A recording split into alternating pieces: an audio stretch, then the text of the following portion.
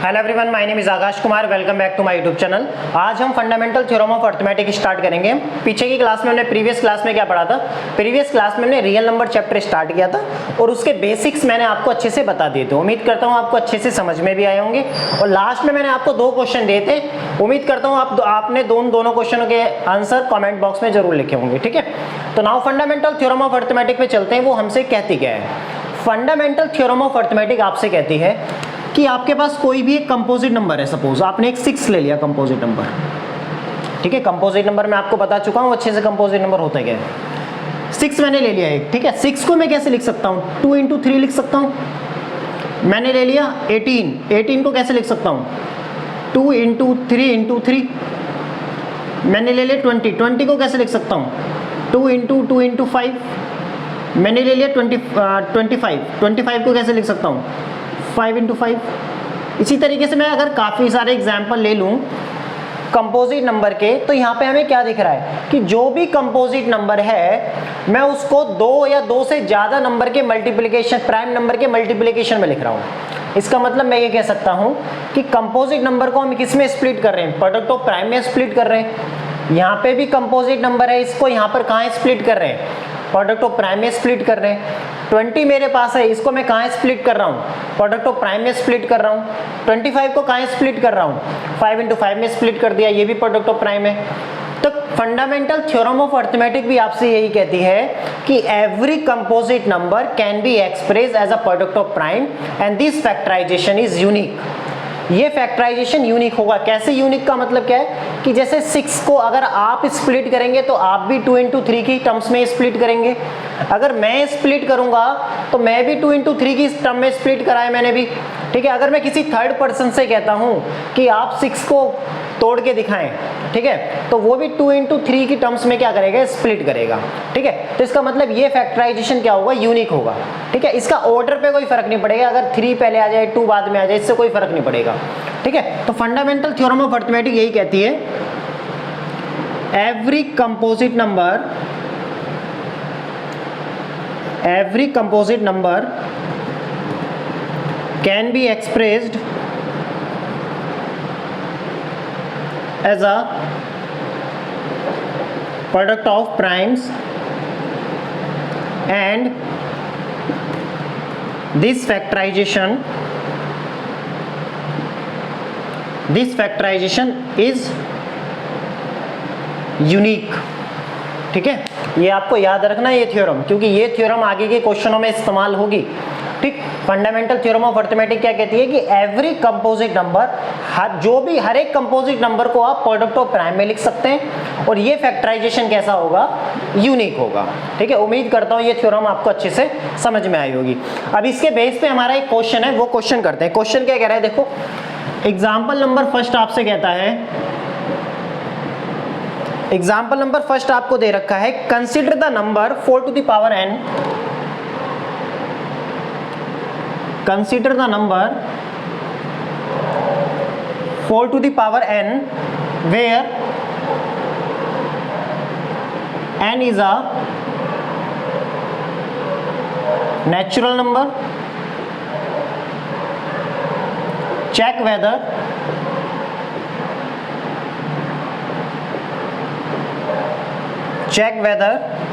there is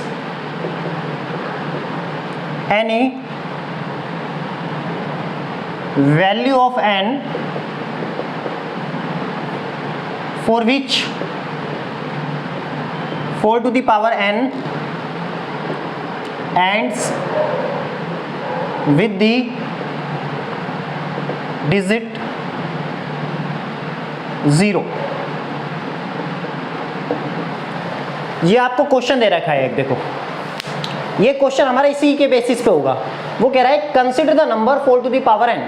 आपको एक number दे रखा है 4 की पावर n, जहां पर n की वैल्यू क्या है? नेचुरल नंबर है। तो आपको चेक करके दिखाना है कि n की किस वैल्यू के लिए 4 टू द पावर जो है हमारा 0 पर क्या हो जाएगा? एंड हो जाएगा। 0 पर एंड होने का मतलब क्या है कि जो 4 टू द पावर n की वैल्यू जब यहाँ पर हम पुट करेंगे किसके अंदर से?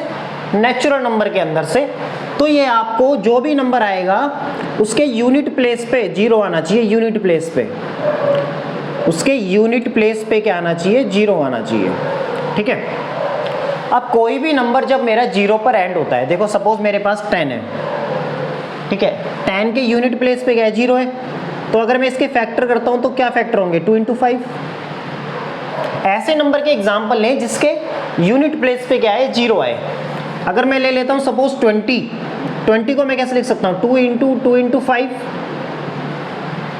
मैं ले लेता हूं 60 को मैं कैसे लिख सकता हूं, 2 × 3 × 5। ठीक है, अगर मैं ले लूं 100 को मैं कैसे लिख सकता हूं, 100 को मैं लिख सकता हूं 2 × 5, इस तरीके से लिख सकता हूं। ठीक है, तो यहाँ पे आप एक चीज पे ध्यान दे रहे होंगे कि जो भी नंबर आपका 0 पर एंड हो रहा है, इसका मतलब 0 पर एंड का मतलब है कि उसके यूनिट प्लेस पे 0 आना चाहिए। जब उसके यूनिट प्लेस पे 0 आ रहा है, इट मीन्स उसके पास जो प्रोडक्ट ऑफ प्राइम में जो फैक्टर आ रहे हैं, प्राइम नंबर जो आ रहे हैं, वो क्या क्या आ रहे हैं, 2 और 5 आ रहा है, 2 और 5, 2 और 5, 2 और 5, कॉमन क्या क्या दिख रहा है, 2 5 2 5 2 5 2 5। तो इसका मतलब कि कोई भी नंबर आपका जब 0 पर एंड होगा तो उसके फैक्टर में 2 और 5 मौजूद होने चाहिए। इसका मतलब 4 की पावर n के जब आप फैक्टर करें, अगर उसके अंदर 2 × 5 मिल जाता है तो मैं n की वैल्यू ऐसी ढूंढ सकता हूं जिसके लिए मेरा 4 टू द पावर n 0 पर खत्म हो जाएगा। ठीक है, तो सबसे पहले मुझे इसके क्या करने पड़ेंगे, फैक्टर करने पड़ेंगे। तो फंडामेंटल थ्योरम भी, अरिथमेटिक भी यही कहती है कि every composite number can be expressed as a product of prime and this factorisation is unique. और ये फैक्टराइजेशन कैसा होगा, यूनिक होगा, इसके जैसा कोई नहीं होगा। ठीक है, अब जैसे आपने ये नंबर ये लिए हैं, यहाँ पर ये एग्जांपल्स जो लिए हैं, यहाँ पर सबके फैक्टर में 2 और 5 2 और 5 2 और 5 जरूर आ रहा है, जो भी नंबर 0 पर आपका खत्म हो रहा है। ठीक है, तो इस सबसे पहले हमारा काम क्या है, 4 टू द पावर n के फैक्टर करने हैं हमारा। ठीक है, तो इसका मतलब 4 की पावर n अगर 0 पर खत्म होता है तो उसके फैक्टर में 2 और 5 जरूर मौजूद होना चाहिए। ठीक है, तो हम लिखेंगे कैसे इन क्वेश्चनों को, हम लिखेंगे if 4 to the power n ends with the digit 0, with the digit 0, तो then it must have 2 and 5 as a factor। मैंने क्या बताया, यदि 4 की पावर n आपका 0 पर खत्म होगा, ends with the digit 0, ends with the digit 0 का मतलब है उसके यूनिट प्लेस पे 0 होना चाहिए। यूनिट प्लेस पे, ये बहुत ध्यान देना है इस बात पे आपको, यूनिट प्लेस पे 0 होना चाहिए। ठीक है, तो इफ 4 की power n ends with the digit 0, then it must have 2 and 5 as a factor। लेकिन जो प्राइम फैक्टराइजेशन होता है, but the prime factorisation of 4 to the power n are, 4 की पावर n का जो प्राइम फैक्टराइजेशन क्या होगा, 4 के फैक्टर करो 2 × 2 की पावर n आर 2 ओनली। मैंने क्या बोला, 2 और 5 दोनों मौजूद होनी चाहिए। यहाँ पे तो एक ही आ रहा है, इसका मतलब जब यहाँ पर 5 नहीं आ रहा है तो इसका मतलब 4 की पावर n जो है वो कभी भी 0 पर खत्म नहीं होगा। जब कभी भी 0 पर खत्म नहीं होगा, इसका मतलब क्या होगा, इसका मतलब उसके फैक्टर क्या है, उसके यूनिट प्लेस पे 0 नहीं आएगा।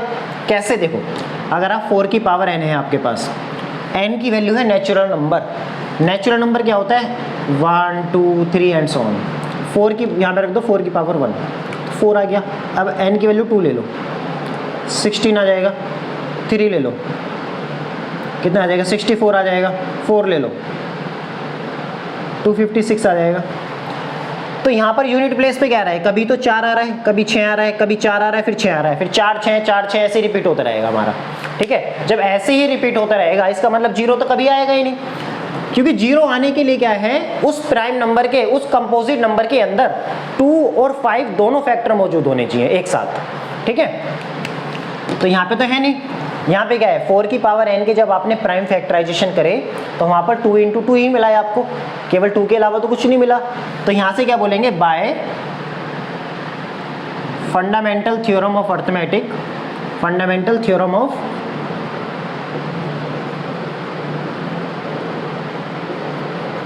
Fundamental theorem of arithmetic, by fundamental theorem of arithmetic, there is no value of n for which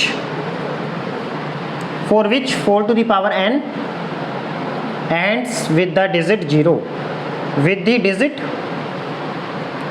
0। ठीक है, उम्मीद करता हूँ ये क्वेश्चन पूरा का पूरा आपको अच्छे से समझ में आया होगा। ठीक है, एक बार और दोबारा रिपीट कर रहा हूँ। क्वेश्चन आपसे कह रहा है कि आपके पास एक 4 टू दी पावर n एक आपको एक नंबर दे रखा है और n की वैल्यू नेचुरल नंबर के अंदर से आ रही है। वो कह रहा है चेक करके बताएं कि 4 की पावर n जो है वो n की किस वैल्यू के लिए 0 पर खत्म होगा। 0 पर खत्म होने का मतलब है कि उसके यूनिट प्लेस के अंदर 0 आना चाहिए। अब हमने क्या करा, फंडामेंटल थ्योरम ऑफ अर्थमेटिक क्या कहती है कि every composite number can be express as a product of prime and this factorisation is unique. तो यहाँ पे हमने क्या करा, इफ 4 की पावर n, अगर यदि 4 की पावर n 0 पर आपका खत्म होता है तो उसके अंदर 2 और 5 दोनों फैक्टर मौजूद होने चाहिए। ठीक है, तो यहाँ पे क्या है, लेकिन जो प्राइम फैक्टराइजेशन है 4 की पावर n का, उसके अंदर क्या है, केवल 2 ही है, 5 तो मिला नहीं हमें। तो इसका मतलब फंडामेंटल थ्योरम ऑफ अर्थमेटिक कहती है, और ये फैक्टराइजेशन कैसा होगा, यूनिक होगा, क्योंकि फंडामेंटल थ्योरम ऑफ अर्थमेटिक यही कह रही है ना कि 4 तो एक कंपोजिट नंबर है। जब 4 एक कंपोजिट नंबर है तो इसके जो फैक्टर होंगे वो यूनिक होंगे। 5 तो किसी भी कीमत पे नहीं आ सकता यहाँ पे। जब 5 किसी भी कीमत पे नहीं आ सकता है, इसका मतलब n की कोई भी एक ऐसी वैल्यू एग्जिस्ट नहीं करेगी जिसके लिए 4 की पावर n के अंदर n की वैल्यू आप वो रखें, कोई भी वैल्यू रखें नेचुरल नंबर के अंदर से, वो 0 पर आपका कभी भी खत्म नहीं होगा। तो इसका मतलब हमने यहाँ पे इसलिए लिखा है there is no value of n for which 4 to the power n ends with the digit 0। तो यहाँ पे लिख सकते हैं आप देयरफॉर, इस तरीके से, therefore there is no value of n for which 4 to the power n ends with the digit 0। उम्मीद करता हूँ ये थ्योरम और ये क्वेश्चन बिल्कुल अच्छे से आपको समझ में आया होगा, क्योंकि ये क्वेश्चन आपका एग्जाम पॉइंट ऑफ व्यू से बहुत ज़्यादा इंपॉर्टेंट क्वेश्चन है, ध्यान रखना है आपको। ठीक है, एग्जाम में पूछ लेता है ये पूरा का पूरा, ये पूछ लेगा आपको 6 की पावर n बताओ कि 0 पर खत्म होगा नहीं होगा। आपकी एक्सरसाइज जो है 1.1 जो है उसके अंदर मौजूद है ये क्वेश्चन। ठीक है, और आपसे बोल लेगा 9 की पावर n बताओ 0 पर खत्म होगा नहीं होगा। ठीक है, 5 की पावर n बताओ 0 पर खत्म होगा नहीं होगा। इस तरीके से आपसे पूछेगा वो क्वेश्चन। ठीक है, मेथड बिल्कुल ये इस मेथड से करना है आपको क्वेश्चनों को। ठीक है, अब हमारा नेक्स्ट टॉपिक क्या है, नेक्स्ट टॉपिक है हमारा प्राइम फैक्टराइजेशन मेथड। सबसे पहले हम पढ़ेंगे कि प्राइम फैक्टराइजेशन मेथड होता क्या है। ठीक है, एचसीएफ और एलसीएम कैसे निकालते हैं उसकी हेल्प से। ठीक है, थ्योरी पढ़ेंगे, उसके बाद क्वेश्चन उनको उस थ्योरी को क्वेश्चनों पे अप्लाई करेंगे।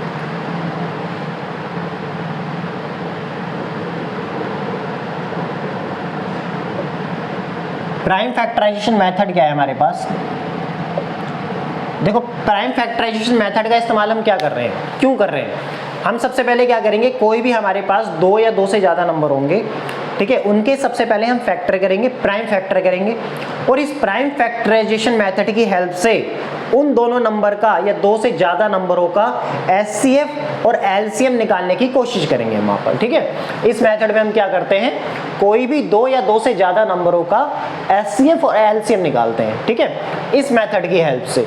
अब एचसीएफ और एलसीएम निकालते कैसे, जैसे आपके पास कोई भी एक नंबर दे रखा है, आपके पास कोई एक नंबर है 6 और आपके पास एक नंबर है कोई 15, तो सबसे पहले 6 के प्राइम फैक्टराइजेशन कर देने आपको। तो 6 के प्राइम फैक्टराइजेशन क्या हो जाएंगे, 2 × 3। 15 के प्राइम फैक्टराइजेशन क्या होंगे आपके, 15 के प्राइम फैक्टराइजेशन होंगे 3 × 5। एचसीएफ की डेफिनेशन क्या कहती है, देखो एचसीएफ क्या कहता है, 2 नंबरों का निकालना है, तो यहाँ पे लिखो 6 और 15। ये रिप्रेजेंट कर रहा है आपका कि 6 और 15 का आपको हाईएस्ट कॉमन फैक्टर निकालना है। और ये निकालते कैसे, देखो अब हम हाईएस्ट कॉमन फैक्टर होना चाहिए। देखो तो सबसे पहले हम देखते हैं कि दोनों नंबर जो पार्टिसिपेट कर रहे हैं यहाँ पर, उन दोनों के अंदर कॉमन क्या है। यहाँ पे 2 है लेकिन यहाँ पे 2 मौजूद नहीं है, इसका मतलब 2 तो आएगा नहीं। 5 यहाँ पर है, 5 मौजूद नहीं है, इसका मतलब 5 भी नहीं आएगा। 3 यहाँ पर है और 3 यहाँ पर है, तो हमारा 3 क्या हो जाएगा, एचसीएफ में पार्टिसिपेट कर जाएगा। लेकिन अगर यहाँ पर सपोज करो कि 3 की पावर 2 होता है यहाँ पर, और यहाँ पर होता है 3 की पावर 1, तो हम दोनों में कॉमन देखते, लेकिन कॉमन देखते टाइम हम क्या करते हैं, सबसे छोटी पावर देखते हैं। जो कॉमन नंबर है उस नंबर की सबसे छोटी पावर, तो इसका मतलब 3 की पावर 1 आ जाता है हमारा। ठीक है, ये आपको भी मैं ना यहाँ पे थ्योरी लिखूंगा ना, ये आपको पहले एग्जाम्पल दे रहा हूँ समझने के लिए, जिससे आपको आसानी पड़े, ठीक है। अगर मैं एलसीएम निकालना चाहूँ, एलसीएम क्या होगा, 6 और 15 का एलसीएम क्या होगा, देखो। तो सबसे पहले हमें देखना है एलसीएम में क्या देखते हैं हम, कॉमन नहीं देखते हैं, ठीक है। तो यहाँ पर हम देखते हैं कि ऐसे नंबर जो प्राइम फैक्टराइजेशन में कौन कौन पार्टिसिपेट कर रहा है। तो प्राइम फैक्टराइजेशन में 2 पार्टिसिपेट कर रहा है, 3 और 5, तो 2 भी आएगा, 3 भी आएगा और 5 भी आएगा। अब जो नंबर पार्टिसिपेट कर रहे हैं उन नंबरों की सबसे बड़ी पावर आएंगी। तो यहाँ पे जो 2 की पावर 1 ही है, 2 के अलावा तो कोई नंबर नहीं है। यहाँ पे 3 की पावर 1, यहाँ पे भी 3 की पावर 1, इसलिए 3 आ गया। यहाँ पर 5 है, 5 के अलावा कोई नंबर नहीं है, इसलिए 5 आ गया। तो एलसीएम में हमें क्या देखना है, जो भी 2 नंबर का हम एलसीएम या एचसीएफ निकाल रहे हैं, एचसीएफ निकालते हुए कॉमन होना चाहिए, और कॉमन में भी जिस नंबर की सबसे छोटी पावर है वो वाला नंबर लेना है। और एलसीएम में लेना है जो भी नंबर हम, जिन नंबरों का हम एलसीएम निकाल रहे हैं उन नंबरों में सारे नंबर आ जाएंगे और उनकी सबसे बड़ी पावर आएगी, ठीक है। पहले मैं आपको थ्योरी लिखवाता हूं और उसके बाद ये समझाऊंगा तो आपको अच्छे से समझ में आएगा, ठीक है। देखो अब यहाँ पे हमारे पास क्या है, तो हमें एचसीएफ कैसे निकालना है। जैसे एचसीएफ हमारे पास कोई भी 2 नंबर है, ए और बी, तो हमें देखना है product of the smallest power of each common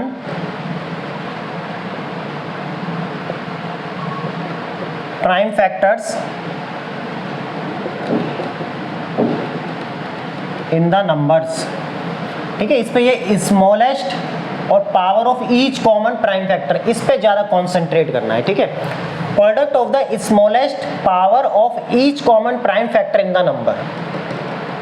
अब एलसीएम निकालना है तो हम यहाँ पे क्या करेंगे, प्रोडक्ट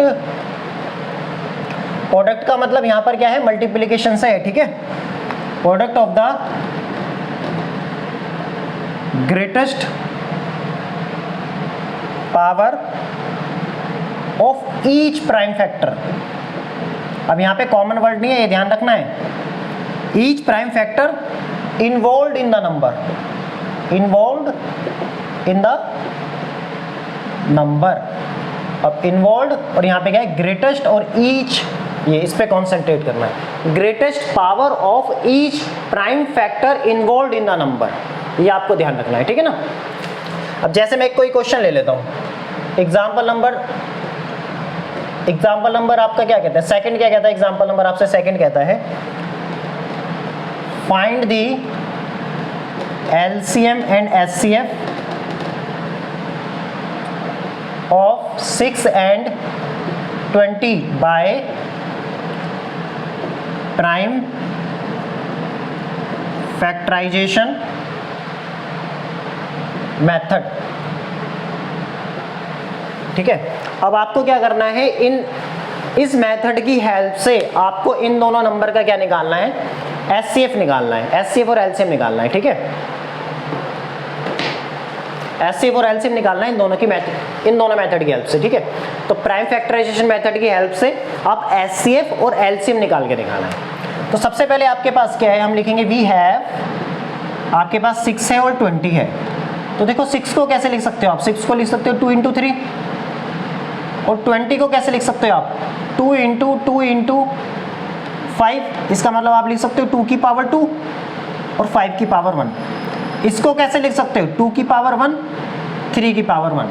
अब यहाँ पे लिखेंगे बाय प्राइम फैक्टराइजेशन मेथड। तो देखो एचसीएफ निकालना है 6 और 20 का। अब देखो क्या कह रहा है, product of the smallest power of each common prime factor. वो कह रहा है जो भी नंबर है, जैसे इस और ये नंबर, इन नंबरों के जो आपने प्राइम फैक्टर करे हैं उसमें कॉमन क्या है, उसमें कॉमन 2 यहाँ पर है और 2 यहाँ पर है। लेकिन बोल रहा है स्मॉलेस्ट पावर लेनी है, सबसे छोटी पावर लेनी है कॉमन प्राइम फैक्टर की, कॉमन प्राइम फैक्टर की सबसे छोटी पावर लेनी है। तो कॉमन प्राइम फैक्टर क्या है, यहाँ पर 2 है और उसकी सबसे छोटी पावर क्या है 2 की पावर 1, इसका मतलब 2 की पावर 1 आ जाएगा।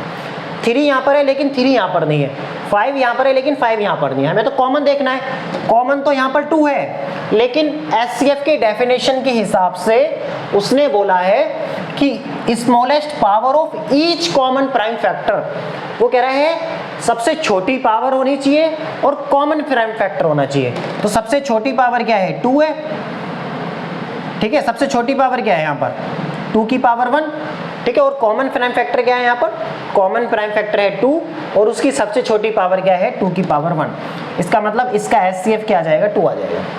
अब एलसीएम पे चलते हैं। एलसीएम क्या करता है, एलसीएम निकालना है किसका 6 का और 20 का, ठीक है। तो 6 और 20 का आपको क्या निकालना है, एलसीएम निकालना है। तो यहाँ पे देखो सबसे पहले हम क्या देखेंगे, product of the greatest power of each prime factor involve in the numbers, ठीक है, नंबर्स में जो भी इन्वॉल्व है, नंबर्स कौन कौन सा, ये और ये 6 और 20। 6 और 20 के अंदर कौन कौन से प्राइम फैक्टर इन्वॉल्व हैं और जो प्राइम फैक्टर इन्वॉल्व हैं उसकी सबसे बड़ी पावर लेनी है। तो ये 2 आ रहा है, 3 आ रहा है और 5 आ रहा है, तो पहले लिखो 2 इंटू 3 इंटू 5 ये आ रहा है। अब 2 की सबसे बड़ी पावर लेनी है, तो 2 की सबसे बड़ी पावर क्या है 2 की पावर 2, 3 की सबसे बड़ी पावर क्या है 3 की पावर 1, 5 की सबसे बड़ी पावर क्या है 5 की पावर 1। एलसीएम में क्या देखना है, हमें देखना है जो भी प्राइम फैक्टर आ रहे हैं नंबरों में, वो यहाँ पे कॉमन नहीं देखना है, जितने भी प्राइम फैक्टर आपको दिख रहे हैं उन प्राइम फैक्टर की सबसे बड़ी पावर लेनी है। तो मुझे 2 दिख रहा है यहाँ पर, 3 दिख रहा है और 5 दिख रहा है, तो उसकी सबसे बड़ी पावर, और एक प्राइम नंबर एक ही बार आएगा, ये भी ध्यान रखना है। तो 2 की सबसे बड़ी पावर क्या है 2 की पावर 2, 3 की सबसे बड़ी पावर क्या है 3 की पावर 1, 5 की सबसे बड़ी पावर क्या है 5 की पावर 1। तो कितना हो जाएगा, ये 4 हो जाएगा, ये 3 हो जाएगा और ये 5 हो जाएगा। इट मीन्स कितना हो जाएगा 12 5 60, ये हमारा क्या हो जाएगा आंसर हो जाएगा। देखो कितना आसान हो गया। अगर ये हमें चीज़ें पता हैं अच्छे से, देखो अभी मैं ये नहीं कह रहा कि आपको 100% समझ में आ गया होगा, ठीक है, अभी आपको 80% समझ में आएगा। जैसे ही अगला क्वेश्चन कराऊंगा तो वो 10% बढ़ जाएगा, फिर उसके बाद 10% और बढ़ जाएगा, ठीक है।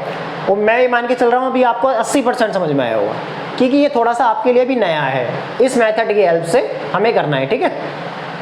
तो ये देखो कितना आसान बन जाता है। अब जब हम थ्योरी पढ़ते हैं तो चीज़ें हमारे लिए बहुत आसान होती हैं, ठीक है। 1 मिनट के लिए देखें इसको, बाकी कंटिन्यू करते हैं आगे फिर।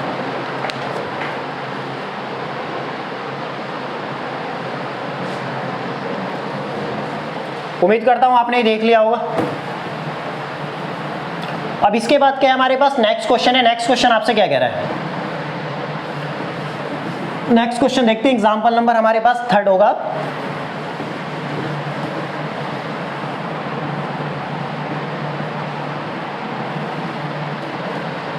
देखो एग्जांपल नंबर 3 आपसे क्या कह रहा है। एग्जांपल नंबर 3 पढ़ने से पहले हमें एक थ्योरी याद रखनी है, नोट में लिख लेना इस चीज को आप। कोई भी आपके पास 2 पॉजिटिव इंटीजर दे रखे हैं सपोज, ठीक है, कोई भी आपके पास क्या दे रखा है, कोई भी 2 पॉजिटिव इंटीजर है। सपोज ए और बी जो है, ए और बी आपके पास कोई भी 2 पॉजिटिव इंटीजर दे रखे हैं। ए और बी क्या है, कोई भी पॉजिटिव इंटीजर है, पॉजिटिव इंटीजर, ठीक है। अब ये पॉजिटिव इंटीजर क्या होते हैं ये मैं बताता हूँ अभी आपको, ठीक है। तो हमारे पास क्या है, कोई भी हमारे पास आपको कोई भी 2 पॉजिटिव इंटीजर दे रखे हैं, तो इनके बीच में, इन दोनों नंबर के बीच में और हमारे पास एलसीएम और एचसीएफ के बीच में एक रिलेशन होता है, ठीक है। देखो रिलेशन होता है क्या है कि एचसीएफ इन दोनों नंबर का मल्टीप्लाई बाय एलसीएम इन्हीं दोनों नंबर का किसके बराबर होता है, इन दोनों नंबर के मल्टीप्लिकेशन के बराबर होता है। अगर आपको कोई 2 नंबर दे रखे हैं, आप अगर उनका एचसीएफ और एलसीएम निकालें तो वो दोनों नंबर की मल्टीप्लाई कर दो या उनके एचसीएफ और एलसीएम की मल्टीप्लाई कर दो, आपका आंसर सेम आएगा। जैसे हमारे पास ये क्वेश्चन है अभी, ठीक है, मेरे पास क्या है, क्वेश्चन ये दे रखा है, मेरे पास 2 नंबर है, कोई भी 6 और 20, ठीक है। 6 और 20 मेरे पास 2 नंबर है, इन दोनों का मैंने मल्टीप्लिकेशन कर दिया तो 120 आया। अब इनका एचसीएफ क्या आया था, एचसीएफ आया 2, तो एचसीएफ की जगह रख दिया मैंने 2, और एलसीएम क्या है इनका, एलसीएम आएगा इनका 60, तो एलसीएम की जगह मैंने रख दिया 60, तो 2 × 60 कितना हो जाएगा 120। तो इसका मतलब दोनों नंबर की मल्टीप्लाई करो या आप उन दोनों नंबर के एचसीएफ और एलसीएम की मल्टीप्लाई करो, आपका आंसर क्या आएगा, हमेशा सेम आएगा। केवल ये कंडीशन 2 पॉजिटिव इंटीजर के लिए एप्लीकेबल है, ये ध्यान रखना है आपको, ठीक है। तो आपको क्या याद रखना है ये, ठीक है। अब यहाँ पे ये तो हो गया नोट फर्स्ट। अब इसी के अंदर मैं आपको एक पॉजिटिव इंटीजर और नॉन नेगेटिव इंटीजर का थोड़ा फंडा समझा देता हूँ आपको कि होते क्या है। काफ़ी सारे बच्चों को ये चीज़ें पता नहीं होती हैं, ठीक है। जैसे कोई भी मेरे पास लिखा है पॉजिटिव इंटीजर, पॉजिटिव इंटीजर का मतलब क्या है, ऐसे नंबर जिनकी स्टार्टिंग 1 से हो, 1 2 3 4 5 एंड सो ऑन। इसी का दूसरा नाम क्या होता है, नेचुरल नंबर। और तीसरा होता है हमारा एक नॉन नेगेटिव इंटीजर। इसी को हम दूसरी फॉर्म में क्या बोल देते हैं, होल नंबर बोल देते हैं, ठीक है। क्या बोल देते हैं, होल नंबर बोल देते हैं, ठीक है। होल, अब देखो नॉन नेगेटिव इंटीजर क्या होते हैं हमारे पास, जो हमारे 0 से शुरू होते हैं, ठीक है। 0 1 2 3 4 5 एंड सो ऑन, इस तरीके से ये हमारे क्या होते हैं, नॉन नेगेटिव इंटीजर होते हैं। अब एग्जाम्पल नंबर 3 की तरफ चलते हैं। एग्जाम्पल नंबर 3 आपसे कहता है क्या है, देखो एग्जाम्पल नंबर 3 आपसे कह रहा है, एग्जाम्पल नंबर 3 कह रहा है find the HCF of 96 and 404 by prime factorisation method, hence find their LCM. इनका एलसीएम भी निकालना है आपको, ठीक है। अब आपके पास क्या, देखो सॉल्यूशन में आपके देखो करेंगे कैसे इसको, वो कह रहा है फाइंड एचसीएफ और एलसीएम निकालना है हमें इन दोनों नंबर का। सबसे पहले कह रहा है आपसे कि 96 और 404 का आपका प्राइम फैक्टराइजेशन मेथड की हेल्प से आप एचसीएफ निकाल के दिखाएं, फिर उसका एलसीएम भी निकाल के दिखाएं। अब एलसीएम निकालने के लिए मेरे पास 2 रास्ते हैं, या तो मैं एचसीएफ और एलसीएम दोनों को प्राइम फैक्टराइजेशन मेथड की हेल्प से निकाल दूं, या प्राइम फैक्टराइजेशन मेथड की हेल्प से मैं केवल एचसीएफ निकाल देता हूं और इस फॉर्मूले की हेल्प से, ये फॉर्मूला जो है इस फॉर्मूले की हेल्प से मैं इसका एलसीएम निकाल देता हूं।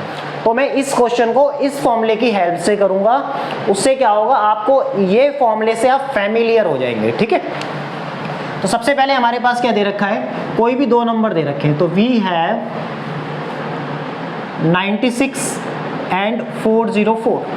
तो 96 के प्राइम फैक्टराइजेशन करना है आपको। तो देखो 96 के प्राइम फैक्टराइजेशन करो, कितना जाएगा, 2 4 जा 2 8 जा,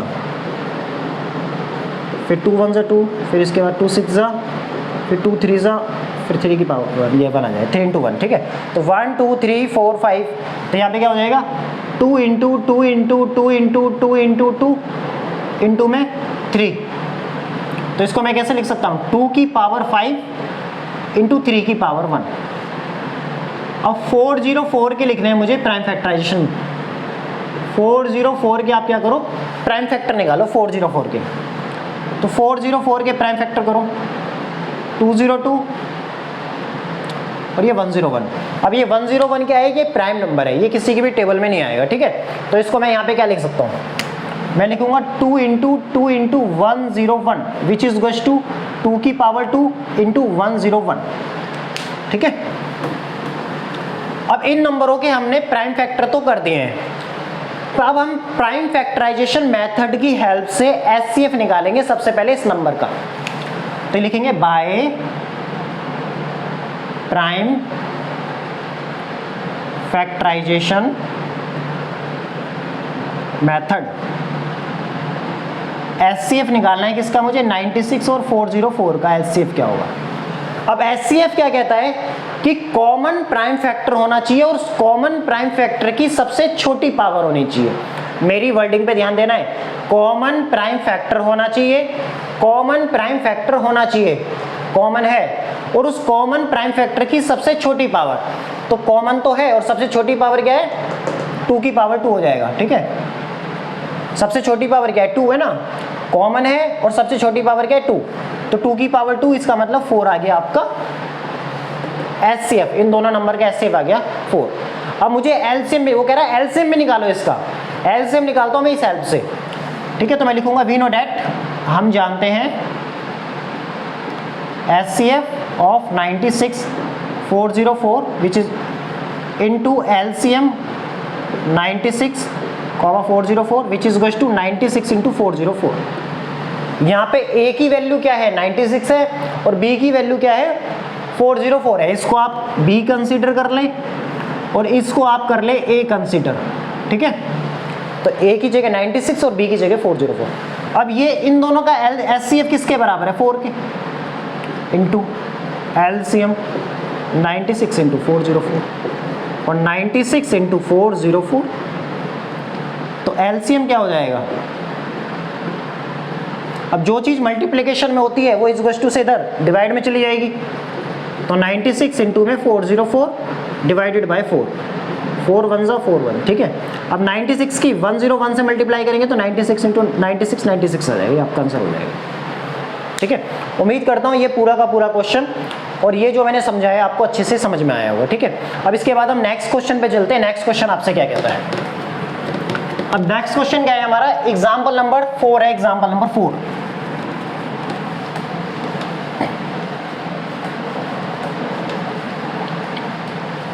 देखो हमें क्या करना है, थ्योरी को अच्छे से पढ़ना है। थ्योरी को जब अच्छे से पढ़ेंगे तो हमारी एक्सरसाइज और एग्जाम्पल बड़े आसानी से हो जाएंगे। अगर जिस बच्चे को थ्योरी क्लियर नहीं है तो वो कंफ्यूज रहेगा बहुत ज़्यादा, वो क्या करेगा, चीज़ों को रट्टा मारने की कोशिश करेगा और रट्टा नहीं मारना है हमें, ठीक है। अब नेक्स्ट क्वेश्चन आपसे क्या कहता है, example number 3, example number 4, sorry 3 तो हमने कर लिया ना। एग्जाम्पल नंबर 4 कह रहा है आपसे, find the HCF and LCM of 6, 72 and 120 using the prime factorization method। वो कह रहा है आपसे, देखो वो कह रहा है HCF और LCM फाइंड करना है 3 नंबरों का। अभी तक हमने 2 नंबरों का फाइंड किया था, अब हम 3 नंबरों का, मैंने क्या बताया था स्टार्टिंग में आपको, प्राइम फैक्टराइजेशन मेथड हम अप्लाई करते हैं जब 2 या 2 से ज़्यादा नंबर गिवन होते हैं, ठीक है। तो अब देखो हमारे पास नंबर क्या है, तो वी हैव 6, 72 एंड 120, ठीक है। अब इनके हमें सबसे पहले क्या करने पड़ेंगे, प्राइम फैक्टर करने पड़ेंगे। तो 6 का प्राइम फैक्टर क्या हो जाएगा, 2 इंटू 3, 2 की पावर 1, 3 की पावर 1, 72 के करो, 72 के करें 2 इंटू 36 और ये कितना हो जाएगा 18, ये 9, फिर 3, फिर 3, तो 1 2 3, यहाँ पे क्या हो जाएगा 1 2 3, 2 कितनी बार आएगा 2 की पावर 3 हो जाएगी और यहाँ पे 3 की पावर क्या हो जाएगी 2 हो जाएगी, ठीक है।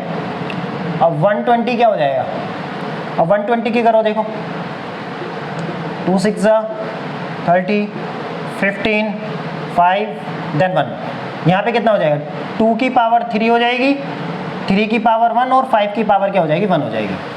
इसका मतलब देखो 2 इंटू 3 6, 8 इंटू 9 72, 8 इंटू 3 24 और 24 इंटू 5 कितना हो जाएगा 120 हो जाएगा, ठीक है। उम्मीद करता हूँ ये आपको अच्छे से समझ में आया होगा, ठीक है।